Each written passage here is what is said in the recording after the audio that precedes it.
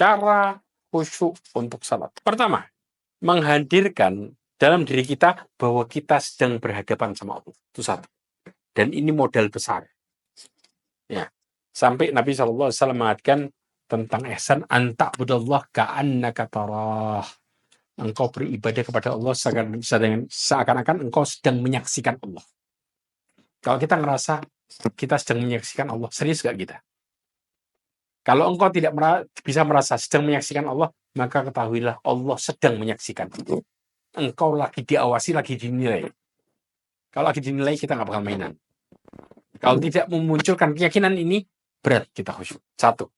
Dua, ya, meyakini bahwa ia dalam menghadapkan salat kepada Allah, kalau baik di dunia, maka dia akan mudah urusannya di akhirat.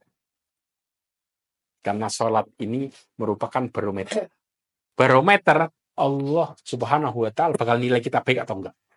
Dari apa? Salatnya. Imam Ibnu Qayyim Al-Jauziyah mengatakan, berarti kan seorang hamba di hadapan Allah memiliki dua posisi. Yaitu apa? Posisi dia di hadapan Allah dalam salat. Ini posisi di hadapan Allah. Jelas? Yang kedua, posisi di hadapan Allah pada waktu di hari kiamat. Yaitu perjumpaannya dengan siapa? Dengan Allah. Barang siapa yang menegakkan hak pertama, maka dimudahkan keduanya. Tapi, barang siapa meremehkan pertama, maka dia tidak akan pernah diberikan kemudahan di yang kedua. Bahkan dikasih kesusahan. Dalilnya apa? Allah Subhanahu wa Ta'ala mengatakan, wa minal laili fasjud lahu wasabbihhu lailan tawila.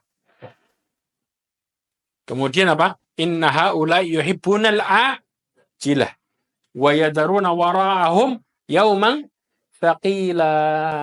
Allah mengatakan, pada sebagian malam maka bersujudlah kepadanya dan bertasbih kepadanya di malam yang panjang. Sesungguhnya orang-orang kafir itu mencintai kehidupan dunia. Mereka meninggalkan hari yang berat pada hari kiamat di belakang mereka.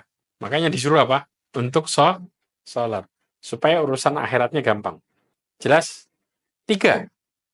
Meyakini bahwa ketika dia sedang sholat, dia sedang ngobrol sama Allah.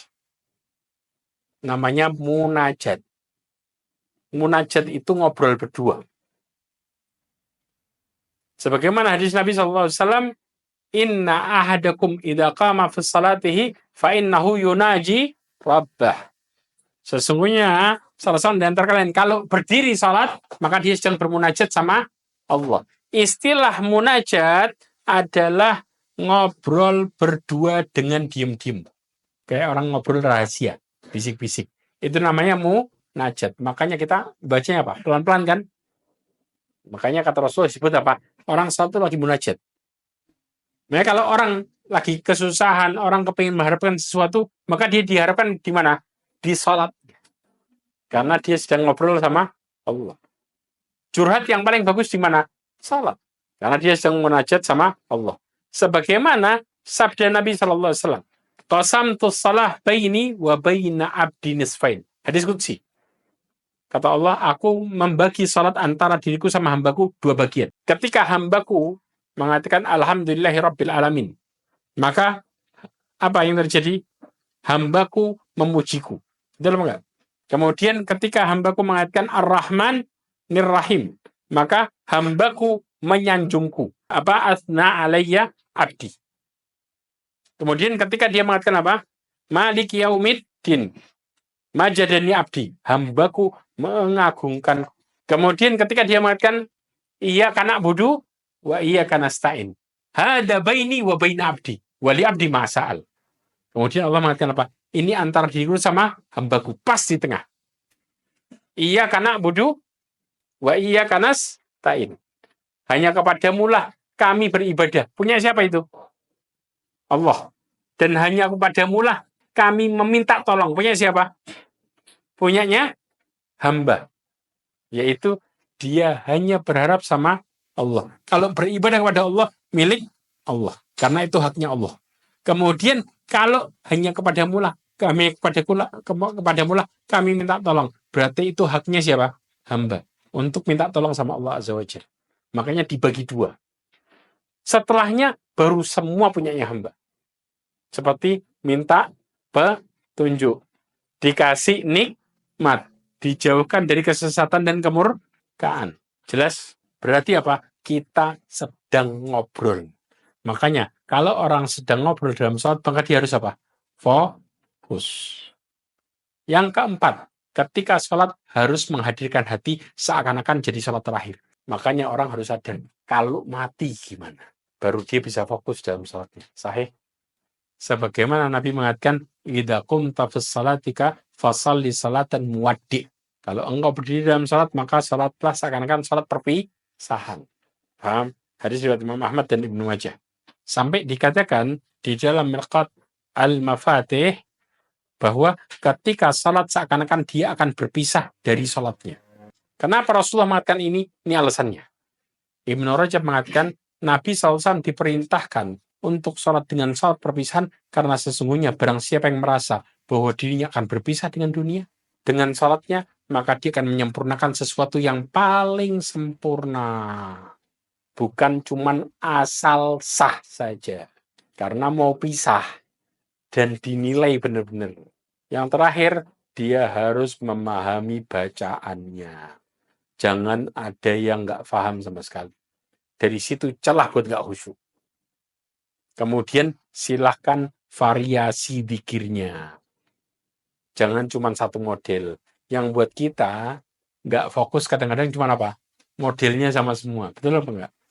Akhirnya punya kesempatan buat lari ke sana, lari ke sini. Tapi kalau kita berusaha untuk mempelajari semua bacaan sholat, berarti kita bisa variasi. Rakaat ini pakai bacaan ini, rakaat ini pakai bacaan ini. Mikir nggak kira-kira? Jelas? Inilah cara-cara supaya khusyuk. Ada berapa tadi poinnya? 6. Sebenarnya ada lagi contoh persiapan ya. Biar apa? Kalau kita lapar makan dulu. Itu diantaranya. Ya, kalau kebelet buang air dulu supaya nggak ganggu sholat. Antum bayangin, sholat bunyi kruk, wah itu bahaya. Larinya kemana-mana. Ya, sebab mengganggu menjauhi diantaranya apa? Sholatnya di tempat yang nggak kondusif. Contoh, antum kalau sholat tempatnya bau, enak nggak? Fokus nggak? Itu yang terjadi. Makanya ya, wah masjid itu jadikan senyaman mungkin. Kenapa? Karena sholat ini dituntut harus kondusif sebenarnya. Ya, di antaranya, nih, Nabi SAW pernah sholat dalam kondisi apa? Bajunya ada garis-garisnya. Nah, akhirnya kelihatan bajunya, kepikirannya langsung melayang. Nanti langsung pulang minta baju polosan. Apalagi kalau antum sholat berjamaah, di depannya ada tulisan, Surabaya Indah. Mikirnya kemana-mana langsung. Ini yang terjadi. Makanya baju itu ngaruh. Kemudian apa? Berkaitan masalah ganggu pikiran, lapar, atau buang angin. Ya, tadi buang angin apa enggak? Nanti sebagian besar sholat antum mikirin batal atau enggak. Ini yang bahaya. Ya, kemudian jangan lupa berdoa. Doanya tadi yang kita pelajari.